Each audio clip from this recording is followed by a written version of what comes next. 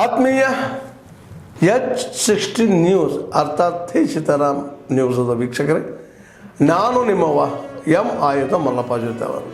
ತಾವು ಈಗ ಸುದ್ದಿಗಳ ಲೋಕಕ್ಕೆ ಎಂಟ್ರಿ ಹೊಡಿತಾ ಇದ್ದೀರಿ. ಈ ಸುದ್ದಿಗಳನ್ನು ಪ್ರತಿಯೊಂದು ನೋಡೋ ಜೊತೆಗೆ ನಿಮ್ಮ ಅಭಿಪ್ರಾಯಗಳನ್ನು ಹಚ್ತಾ ಇರಿ. ಯಾಕಂದರೆ ಈ ಸುದ್ದಿಗಳು ನಿಮಗಾಗಿ, ನಿಮ್ಮ ಬದುಕಿಗಾಗಿ, ನಿಮ್ಮ ವೈಚಾರಿಕೆಗಾಗಿ, ನಿಮ್ಮ ತಿಳುವಳಿಕೆಗಾಗಿ ಅನ್ನೋದು ನಿಮಗೂ ಗೊತ್ತು. ಜೊತೆಗೆ ನಮಗೂ ನಿಮ್ಮೊಂದಿಗೆ ಇದೊಂದು ಮಾತಾಡುವಂಥ ಜೊತೆಗೆ ಸುದ್ದಿಗಳನ್ನು ಬಿಡುವಂಥ ಕೆಲಸ. ಈ ಕೆಲಸದಲ್ಲಿ ನಾವು ನಿಮ್ಮೊಂದಿಗಿದ್ದೀವಿ ಅಂತ ಹೇಳ್ತಾ ನೋಡ್ತಾ ಇರಿ ಈ ಸುದ್ದಿಗಳನ್ನು.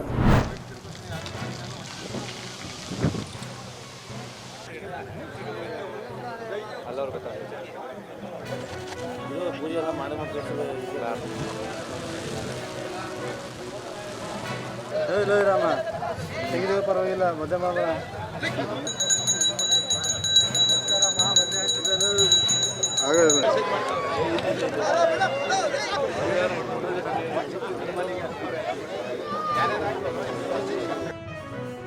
ಎಲ್ಲ ಮೈಸೂರಿನ ಜನರಿಗೆ ಮತ್ತೆಲ್ಲ ತಮ್ಮೆಲ್ಲ ಮಾಧ್ಯಮ ಮಿತ್ರರಿಗೆ, ತಮ್ಮ ಪರಿವಾರಗಳಿಗೆ ಗೌರಿ ಗಣೇಶ ಹಬ್ಬದ ಶುಭಾಶಯಗಳನ್ನು ಜಿಲ್ಲಾಡಳಿತದಿಂದ ಕೋರುತ್ತೇನೆ.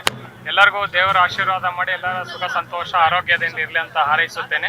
ಸೊ ಈಗ ಮುಂದಿನ ಸೆಪ್ಟೆಂಬರ್ ಮೊದಲನೇ ವಾರ ಅಥವಾ 2ನೇ ವಾರದಲ್ಲಿ ಜಿಲ್ಲಾಡಳಿತ ವತಿಯಿಂದ ಹೋಗಿ ಉದ್ಘಾಟಕರನ್ನ, ಮುಖ್ಯಮಂತ್ರಿಗಳನ್ನ, ಉಪಮುಖ್ಯಮಂತ್ರಿಗಳನ್ನ, ರಾಜ್ಯಪಾಲರನ್ನ ಎಲ್ಲರನ್ನೂ ಸಹ ಒಂದು ಗೌರವಪೂರ್ವಕವಾಗಿ ಇನ್ವೈಟ್ ಮಾಡಿ ಬರ್ತೇವೆ. ಸೆಪ್ಟೆಂಬರ್ ಫಸ್ಟ್ ವೀಕಲ್ಲಿ ಎಲ್ಲ ಕಾರ್ಯಕ್ರಮಗಳ ಪಟ್ಟಿನೂ ಫೈನಲ್ ಆಗುತ್ತೆ. ಅದು ಅಧಿಕೃತವಾಗಿ ಪ್ಯಾಲೇಸ್ ಅಲ್ಲಿ ಯಾರು ಬರ್ತಾರೆ, ಯುವ ಸಂಭ್ರಮ, ಯುವ ದಸರಾ ಯಾರ್ಯಾರು ಪರ್ಫಾರ್ಮ್ ಮಾಡ್ತಾರೆ ಅಂತ ಸೆಪ್ಟೆಂಬರ್ ಮೊದಲನೇ ವಾರದಲ್ಲೇ ಇದು ಮಾಡ್ತೇವೆ. ಅದೇ ರೀತಿ ಟಿಕೆಟ್ ಆನ್ಲೈನ್ ಸೇಲು ಸಹ ಸೆಪ್ಟೆಂಬರ್ ಮೊದಲನೇ ವಾರದಲ್ಲೇ ನಾವು ಪಬ್ಲಿಕ್ಗೆ ಅವಕಾಶ ಮಾಡಿಕೊಡ್ತೇವೆ. ಆನೆಗಳಿಗೆ ನಾವು ಪ್ರತಿ ವರ್ಷನೂ ಕೂಡ ಗಣೇಶ ಚತುರ್ಥಿ ದಿನ ವಿಶೇಷ ಪೂಜೆಯನ್ನು ಮಾಡ್ತೀವಿ. ಅದೇ ರೀತಿಯಾಗಿ ಇವತ್ತು ಗಣೇಶ ಚತುರ್ಥಿ ಅಂಗವಾಗಿ ನಾವು ಗಣೇಶನ ಪ್ರತಿರೂಪ ಆಗಿರ್ತಕ್ಕಂಥ ಆನೆಗಳಿಗೆ ನಾವು ಇವತ್ತು ಪೂಜೆಯನ್ನು ನೆರವೇರಿಸಿ ನಾಡಹಬ್ಬದ 2025 ಯಾವುದೇ ವಿಘ್ನಗಳಿಲ್ಲದೆ ಪ್ರತಿ ವರ್ಷದಿಂದ ಈ ವರ್ಷ ಚೆನ್ನಾಗಿ ನಡ್ಕೊಂಡು ಹೋಗ್ಲಿ ಅಂತ ಹೇಳಿ ಎಲ್ಲ ಆನೆಗಳು 14 ಆನೆಗಳು ಕೂಡ ನಮ್ಮ ಪ್ರಾಕ್ಟೀಸಲ್ಲಿ ಪಾಲ್ಗೊಳ್ತಾ ಇದ್ದಾವೆ. ಸೊ ಎಲ್ಲ ಆನೆಗಳ ಆರೋಗ್ಯ ಸ್ಥಿತಿ ತುಂಬ ಚೆನ್ನಾಗಿದೆ. ಮತ್ತು ನಮ್ಮ ತಾಲೂಕಿಗೆ ಮತ್ತು ಮಾವುತ ಹೇಳಿರ್ತಕ್ಕಂಥ ಎಲ್ಲ ಕಮಾಂಡ್ಗಳನ್ನು ಚಾಚು ತಪ್ಪದೆ ಪಾಲನೆ ಮಾಡ್ತಾ ಇದ್ದಾರೆ. ಎಲ್ಲರಿಗೂ ಒಳ್ಳೆಯದಾಗಲಿ. ಗೌರಿ ಗಣಪತಿ ಹಬ್ಬದ ಹಾರ್ದಿಕ ಶುಭಾಶಯಗಳು. ಈ ದಿವಸ ಅರಮನೆಯಲ್ಲಿ ವಿಶೇಷವಾಗಿ ಅರಮನೆ ಕಾಡಿಂದ ನಾಡಿಗೆ ಬಂದಂತಹ 14 ಆನೆಗಳಿಗೆ ವಿಶೇಷವಾಗಿ ಪೂಜೆ ಮಾಡಿದ್ವಿ. ಗಣಪತಿ ಹಬ್ಬದ ಪ್ರತ್ಯಕ್ಷ ಗಣಪತಿ ಅಂತ ಹೇಳುವ ಹಾಗೆ ಆನೆಗಳಿಗೆ ವಿಶೇಷ ಪೂಜೆ ಮಾಡಿದ್ವಿ. ಆನೆಗಳನ್ನ ಕಾಲು ತೊಳೆದು ವಿಶೇಷವಾಗಿ ಆನೆಗೆ ಇಷ್ಟವಾದಂತಹ 21 ತರತರವಾದ ತಿಂಡಿಗಳು, ಎಲ್ಲ ತರ ಹಣ್ಣುಗಳನ್ನ ಕೊಟ್ಟು ವಿಶೇಷ ಪೂಜೆ ಮಾಡಿದ್ವಿ. ಅಧಿಕಾರಿಗಳು, ಮಾವುತರು ಎಲ್ಲರೂ ಸಹ ವಿಶೇಷವಾಗಿ ಪೂಜೆ ಮಾಡಿದ್ದಾರೆ. This unique blending of battle and dialogue is something that can only be found in ancient culture such as India. That is why I congratulate you all for choosing such a truly meaningful name for this event. Friends, in today's global environment, it is often the breakdown of dialogue that becomes the root cause of hostility and the conflict. On the other hand, even in times of war, maintaining channels of dialogue remains essential. Many of you would have heard of or read Sun Tzu classic work, The Art of War.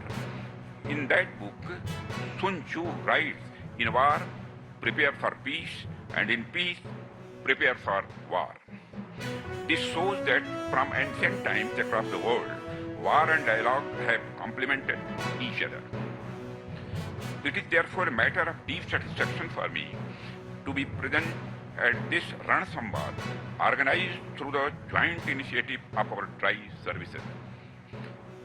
I am told this is the very first edition of the program, and for that I extend my heartfelt congratulations to the Chief of Defence Staff and all the 3 services chiefs and Lieutenant General Shahi, along with my best wishes for the future.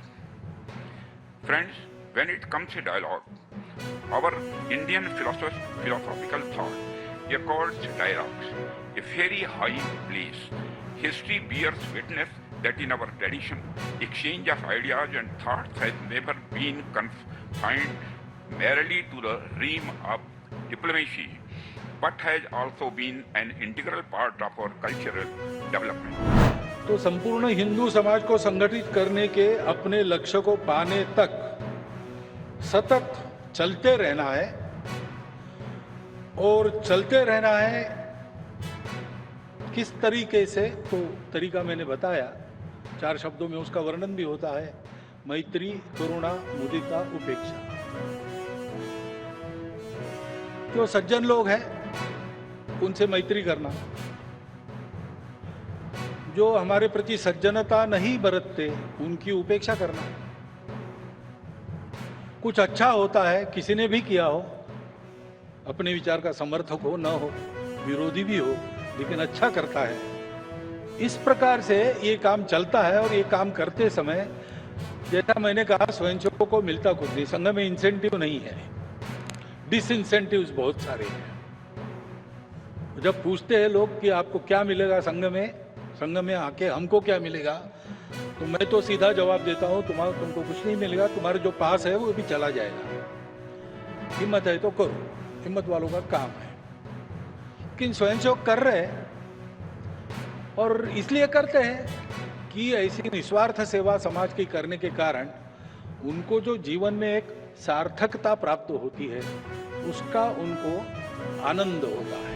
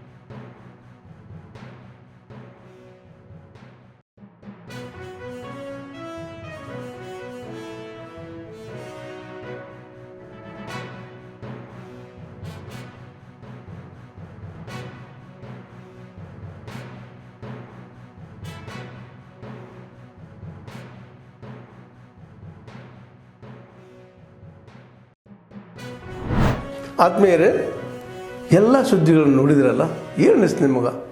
ಇದರಲ್ಲೇ ನಿಮ್ಗೆ like ಆಗಿರ್ಬೋದು, dislike ಆಗಿರ್ಬೋದು, comment ಬೇಡಪ್ಪ ಅಂತೂ ಅನಿಸಿರ್ಬೋದು, comment ಮಾಡಬೇಕಪ್ಪ ಅನಿಸಿರ್ಬೋದು, share ಮಾಡಬಾರ್ದಪ್ಪ ಅನಿಸಿರ್ಬೋದು, ಅದು ಮಾಡಬೇಕು ಅನಿಸಿರ್ಬೋದು. ಏನಾದರೂ ಆಗಲಿ ಶೇರ್ ಮಾಡ್ತಾಯಿರಿ, ಈ ನ್ಯೂಸ್ಗಳನ್ನ ಹಂಚ್ತಾ ಇರಿ, ಜೊತೆಗೆ ಇದಕ್ಕೆ ಸಬ್ಸ್ಕ್ರೈಬ್ ಆಗ್ತಾಯಿರಿ ಅಂತ ಹೇಳ್ತಾ, H16 ನ್ಯೂಸ್ ಅರ್ಥಾತ್ ಹೇ ಸೀತಾರಾಮ್, ಇದು ಸತ್ಯದ ಕೈಗೆ ನಡಿ. ವಂದನೆಗಳು.